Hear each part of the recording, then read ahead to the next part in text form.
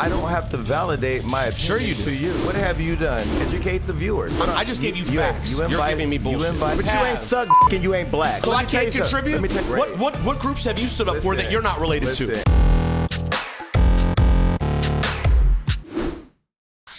Yo, you should talk to? Huh. Candace Owens. She's reliable. You think we should have her on? Oh, yeah. If you want to have a good, intelligent conversation. I mean, she talks to everybody. You guys want to outgo hustle in Candace Owens' world? You guys want to bring that in here and see what the chat feels about that? People would probably be up for it. No, they'd be up for the shenanigans of it all. Yeah, I think that's really it. I don't think she'd be interested either at this point. I don't think I have the temperament for it. I'll be honest. Yeah, no, I don't think you do either. It would be one of those. It would be like exhaustion. I'm exhausted thinking about it. Yeah, the fast talking, the smart fast talking that hang on, lady. You're just saying a bunch of shit. Have I sent you guys any of the videos of the guy pretending to direct Candace Owens? No. And then he's correcting her? She has either these gaps in her vocabulary or she's reading off paper, and when she reads certain things, she reads them wrong. So he makes these videos where he's like, all right, Candace, I know we talked about it last time. Make sure you pronounce the word. And I'm talking about, it's a simple ass word that is, and then he's like, here we go. And then it's her just saying it wrong over and over. Like, she has many words. I don't watch her, so I don't know. No, me neither. But he has a bro, it's most of his page. My issue with Amber is not about her views, because she can decide to believe whatever she wants.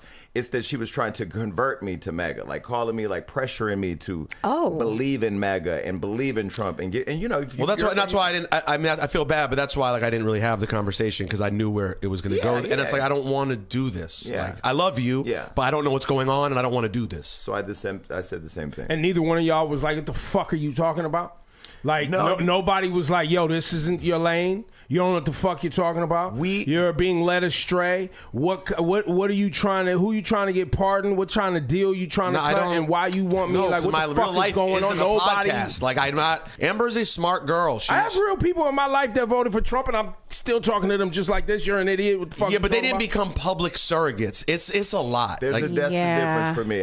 It's not about do we have? It did get heated. It was getting heated because she really is passionate about Trump is great. Everything he's doing is great. And I'm like, nah, he's not. Like, if you're Latino, he's not. If you're a woman, he's not. If you're black, if you're gay, if you're, at this point, if you're an Venezuelan immigrant, if you're working class, if you're breathing, okay. So we couldn't see eye to eye on that. So I just said, I'd rather just remove myself, and I remove myself. But I mean, when I see her out and say, how are you? But it's not like I hate you. Right.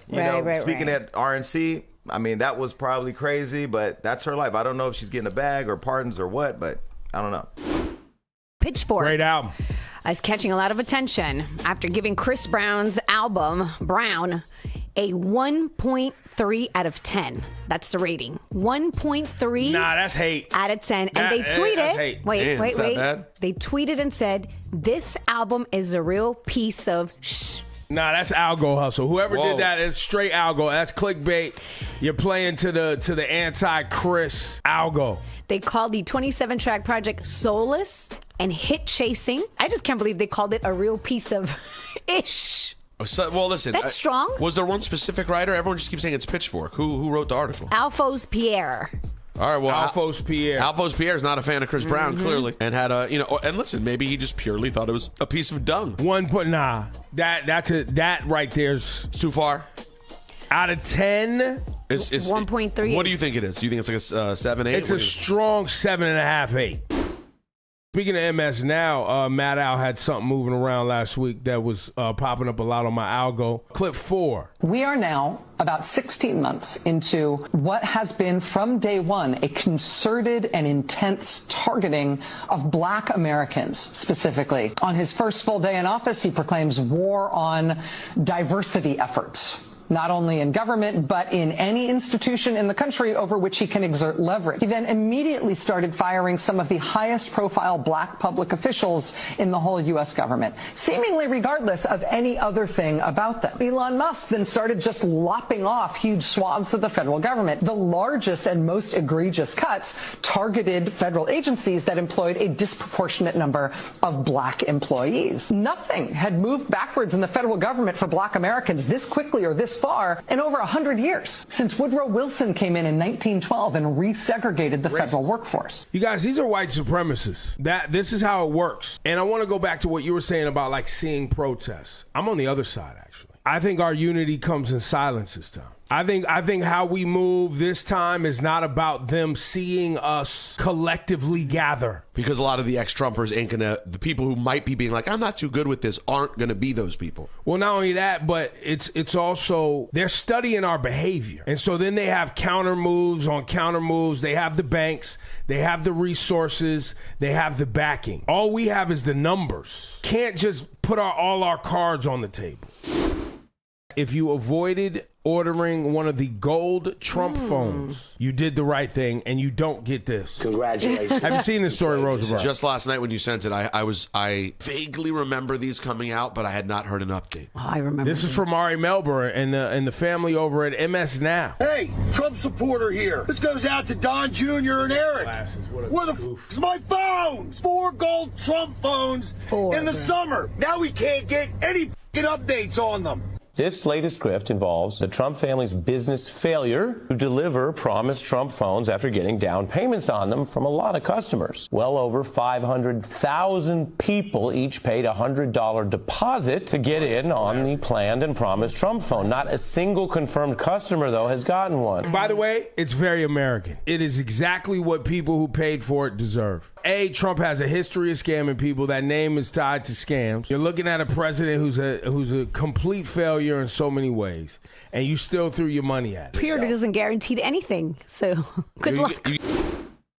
The idea that on the road, I was on the campaign trail. I was like, yo, I'm going to bring Nick Cannon here and Wildin' Out because I'm on the show. I'm going to bring it here. And I did it as a promise, and people loved the idea.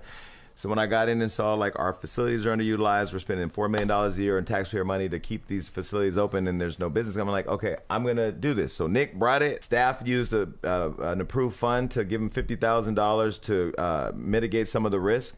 The city ended up making $640,000, which if you're in business, that's a 12-time multiple. It was a great investment. It was great. Yeah. And then for 1 day of work, one day of work, and then 3 weeks of selling out the arena. And then the manager we were firing right on 3 days before he left, he just threw this bomb out there that whatever.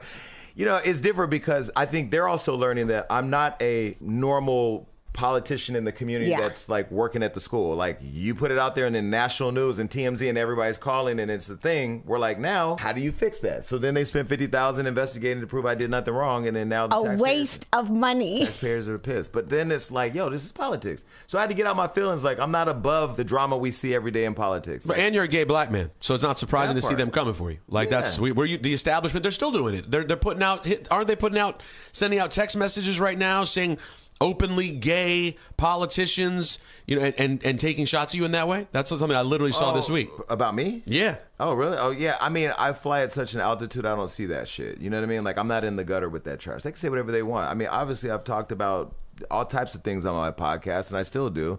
I literally just said I would fuck the son on Beauty and Black. Well, but here's the deal. He's of age, right? You also accused him of not sucking dick earlier. I don't know what he does in his private time. I don't want to go there, right? But here's what I'm saying. That's why I said accused. Yeah. Alleged. I don't play that with people, but whatever. I feel like my constituents know me. So did anybody believe I needed $50,000? I went to the bank, put out $50,000, and was like, please stop playing with me. $50,000 is not a lot of money, and to me. But I understand to the taxpayer, to the everyday citizen, where affordability is real and just all that. And then politics locally is in the ecosystem of the Trump and Epstein files and this and this and this. So you're lumped into that naturally. So to your point, it is a different type of mess, because if this is going to go viral in different spaces, but that goes viral in the news. And when people are sitting at home with their family watching the news, it's like, oh, he took the money? So that's all they see. They may not know. Yeah, right. But trust me, with 9 million followers, as soon as I was cleared, everybody saw that. It was there, and I worked it. I texted that, all my friends put it up, and then now all those people who are up for re-election, they're in trouble. No one is going to forget BBL Drizzy. He was the one who coined the term BBL. Well, no, Drizzy. and he continued to go hard on the Drake thing till somewhat recently. But at the same time, he didn't say anything nasty when he said no Drake vocals. People on the internet was saying he said something, called him Little Man. I saw that. Part. I saw that on the internet, and I didn't hear that in real time, so I missed that in real time. I heard that after. Now I will add, quietly, Rick Ross is one of the more confusing interviews you can ever do. He will quietly say things in circles that you're kind of like, it's hard to follow exactly. So all he said there was that he just wants to see him shine. Well, so he goes on actually after that clip, and you can watch the whole thing on Apple Music's YouTube page and on Rap Life Review on Apple Music. You can go watch it in there as well. He goes on to talk about French and Drake, and he keeps talking. He was like, yo, French, no matter who's in the room, French is always making sure people ain't talking greasy about Drake. And he's like, French is one of the most loyal dudes. French even has checked me before. Like, he goes on to really talk about, like, what you're saying. Okay, the relationship. Which is basically like, you've said shady things. He was like, and even after the interview, he kept talking about how French would, like, you know, call him and be like, yo, bro, like, Drake's a good dude. Like, why you guys going so hard? You know, that kind of thing. So it was a lot of that. Now, I don't think it's really that complicated. I think Ross and Drake had a lot of collaborative material. Ross wanted, remember didn't Ross tweet some years ago like they were going to do a joint album together or something? It never comes out. The Kendrick Drake thing starts to unravel. Ross jumps in on that moment. Mm-hmm. I don't really think it's deeper than Ross probably feels like Drake, when you was coming up and wanted to be get some street cred, I was there to do records with you, no problem. And you didn't return the favor. And you're not, now that I'm like, yo, you're not returning. I think it could be that simple. If there's like a takedown order or some sort of, you know, rights issue or something, that goes between the label and the distributor. I think the platforms, the way I understand the technology, they're just there for the user to interface with. Interesting. Yeah, I don't think people understand that part. Well, but of course it happens the week Iceman's about to drop. You know what I'm saying? So, of course, it goes into a tizzy. Of course. It's back up on Spotify, everything. Yeah. Everything's back up. Everything's all back up. Yes. It was back up yesterday. God, like, so who cares? No lie, it was 30 minutes after, maybe 45 minutes after. These Drakeys are weird. They just. Well, I don't even know if it was the Drakeys. Like, who discovered that the Kendrick Lamar album was down? Like, that means somebody went to listen and it wasn't there. Yeah, I think it all started from tweets. Probably posted from normal people, being like, hey, where's my Kendrick album? But then once the Drakeys see that and they start going, oh, here we go, and start stirring the pot. You know that. Come on. They're obsessed. I mean, listen, it's a sickness. Oh, my God. Why do you go there? And why did Drake not like me? There you go, leaning into the sickness part. So far, bro. All right, speaking of Drake, so Iceman is supposed to drop this Friday. Damn right. That's the rumor. It's freezing out here. So yesterday I did see that Charlemagne had pointed it out that two names in particular are going to be mentioned. Yes. A$AP Rocky and DJ Khaled. Yes, okay. So expect shots at them. So now the Rocky thing, let's do it piece by piece. So let's start with Rocky, okay? Of which we have to remember that hasn't Drake said some things shady about Rocky and Rihanna, or Rihanna, and after Rocky and Rihanna have been, with children. Yeah. Drake has had some things to say, and people were like, yo, bro, like, move on. Like, that was a convo that happened. Yeah. Mm-hmm. Right? Okay. Then Rocky puts out this most recent album, and he took some shots. Yes. Yeah. Fire back. So you would think, like, okay, you said your part, I said my part on my project. We're not done? That's not how it always works. Yeah. I'm just asking. It's really just a question. Because if I'm looking at Drake, I'm like, so you're still talking to the guy that's with your ex? They got three children. Yeah, I don't think he cares. No, I know he doesn't, clearly. But at a point, you got to go. Yeah, I mean, it doesn't. I don't know if is it just about that? You know what I mean? Is it deeper? We don't really know. It might be deeper than rap. I mean, could be. But what's up with the Khaled situation? The Khaled thing is interesting too, because the last I heard, Khaled thought he had 2 Drake songs, and then he doesn't.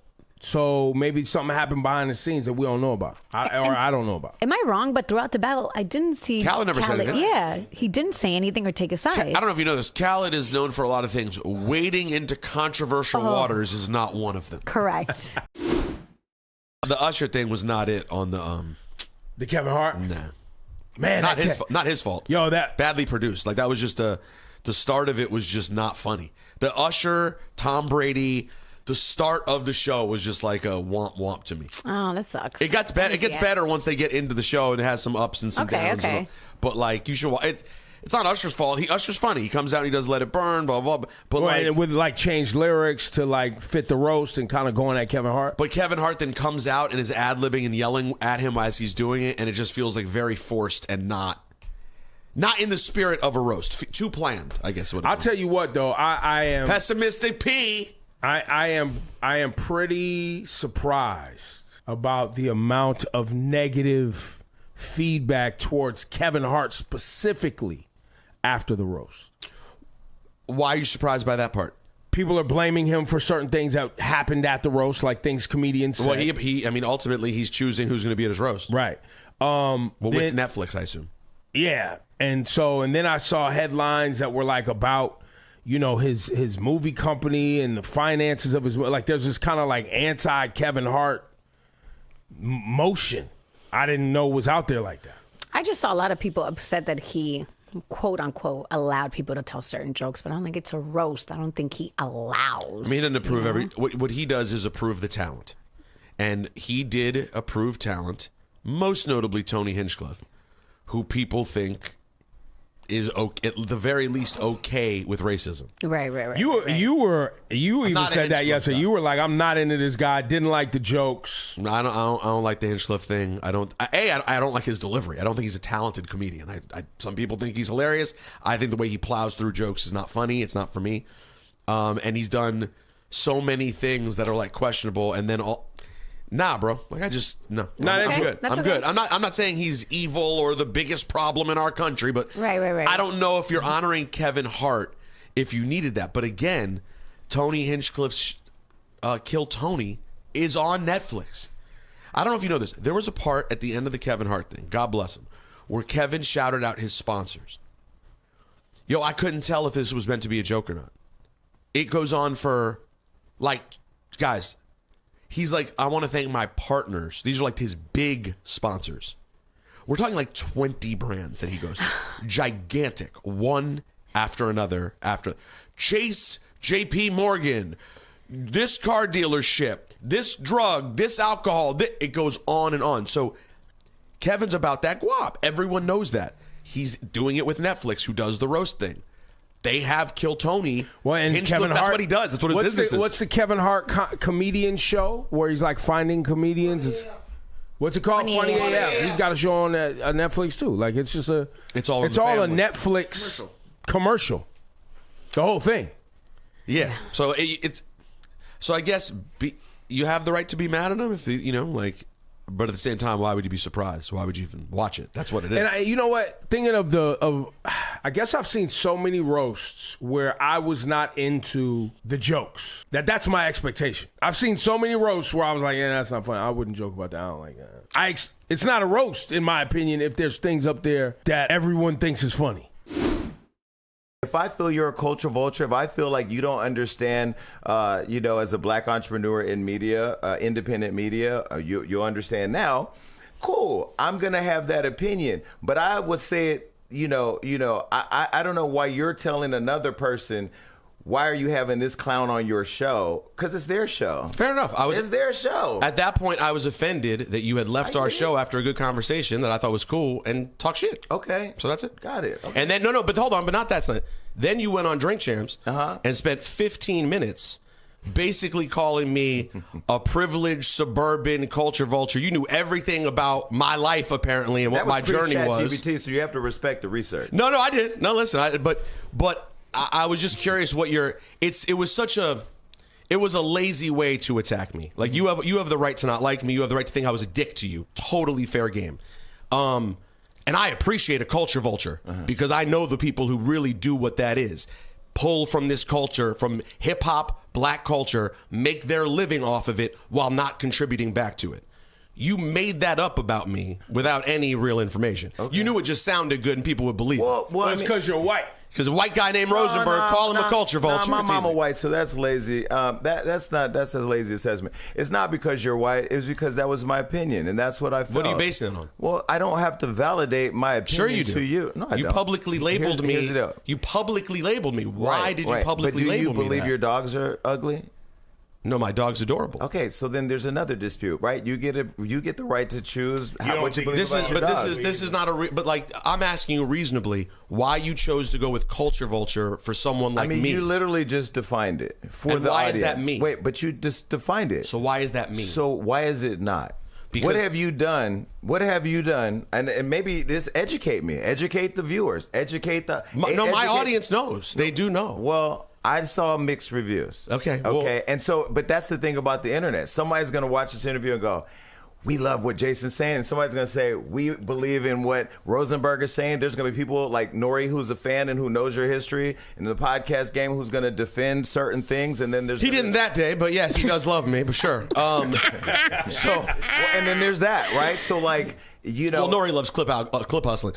But clip hustling. That's a new. I'm gonna use that. So I'm gonna steal that from your culture. Thank clip you. Hustling. Culture vulture. Exactly. But I can admit it. That's the thing. I can admit it. I'm not. But I take it super seriously. I would never do feelings, that. But this is no. I care. My life has been about hip hop culture. So can I interject? One second, Ebro. Yeah. My life has been about it and contributing to it. And the reason Ebro found me in the first place and thought I'd be a fit at the time at Hot 97, which at that time cared about the culture, was because he saw I was out there as an independent YouTube creator who loved hip hop and thought he could contribute. He brought me up here. My first gig was I was getting a shift rate to do a Sunday night show where I was breaking underground artists. They eventually gave me $60K to do weekend mornings with Cypher Sounds. Living in New York, hosting underground events at SOBs, DJing, getting shit on by all the artists who were going, who is this white boy? Why is he here? I loved it. Continued to promote underground artist after underground artist, many of which became some of the biggest stars of music today. You know what you should do? You should ask your friend, A$AP Rocky, what he feels about Peter Rosenberg. Ask him if he's a culture vulture or if he helped make his career. Well, let me say this. And he will say, oh, Rosenberg is the guy who took my songs, cleaned them up for radio play, and gave them to other DJs so he could play my music. Right. So all I'm trying to say is, to me, being a culture vulture is taking from the culture, not giving back. Okay. I have gotten things from hip hop culture. It's helped make my life, and I'm incredibly grateful. Okay. But I have always and always will prioritize giving back to that culture, helping uplift other people of color specifically.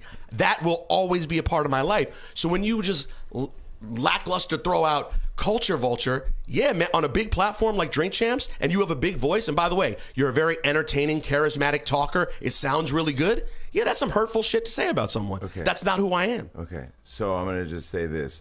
I'll be with Rocky tonight at his son's 4th birthday, and I'm going to tell him to his face that I don't give a shit what his opinion is about his support for you, your support for him, what he's done for you, what you've done for him. Because me and Rocky talk about Rihanna, we talk about his children, we talk about how proud he is of me running for office and his love for Harlem and helping kids.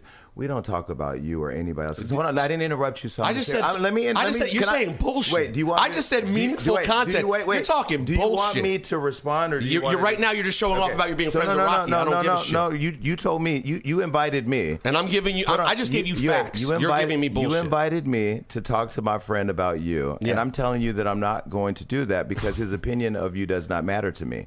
Here's what I'm saying to you, and I'm not saying it on social media, I'm not saying it on Drink Champs, I'm saying it to you on your show. Okay. That I said this about our mayor, where I'm the vice mayor and she's the mayor. She appointed me. I said, they love our penises, not our policies. I love that you love hip hop. I love that you've done a lot for hip hop. I love that you put a lot of people on. I love that you believe that you're the reason why A$AP Rocky didn't say that. Whatever you said. I believe, and I believe you love hip hop, and I believe you've done a lot from what I've talked to Dory and other people about hip hop. Hot 97, what y'all did over there was great. What you're doing here is great. What he's doing at Apple is great. What you're doing on your own is great. None of that. I'm not taking any legitimacy away from the work that you've done. I'm talking about when niggas like George Floyd are dying, that's the real shit that matters to me. Yeah, I speak out about that too. Hold on, great. No, I speak out about that, always have. Okay, but guess what? Spoke out about LGBTQ rights, always have. But you ain't suck dick and you ain't black. And so you know what? So I can't contribute? Let me tell you something. So I can't contribute? So you'll never really know. That's great. And you'll never really know. If you want to draw lines, with allies over the fact that I'm not black or I haven't, quote, sucked dick, but you don't know that I have stood up. You don't know that I have risked my livelihood. I risked my livelihood wearing a Black Lives Matter on live television, Wonderful. getting in trouble with bosses, standing up. Great. What groups have you stood up for that you're not related to? And I got shot, and I now run the city whose streets I used to run. And by the way, you know what? I think it's this very is not cool. a measurement. But yet you keep bringing out measurements. This is for your clip farmers that need this moment. I don't really care about all of your resume of all the things you've done to uplift the culture. Anything? Here's the deal. Because I said there, and I'll say now, I think you're a culture vulture. That's my opinion. So you're just full of shit, though. Okay, great. You're perfect for politics. You are full of shit. Two truths can be in existence. No, I gave you a lot of information. You couldn't accept it. And go, hey, maybe I did misjudge you. Maybe you did misjudge me, but you won't do it. You won't back off of that. You shouldn't have unrealistic expectations of me. You're a human. You're a smart guy, dude. You can hear that I'm making points. I will say, if you show me a picture of your dog and it's not ugly, I will admit I was wrong because my dogs are gorgeous. What do you have? Gucci and Chanel, gay dogs. You know what I'm saying? Like you don't know that. You don't know that your dogs are gay. They ain't fucking each other, and they're a boy and a girl. They're gay, and it's okay. You're a troll, and you're a big troll. I presented you. The Ebro, Laura, Rosenberg show.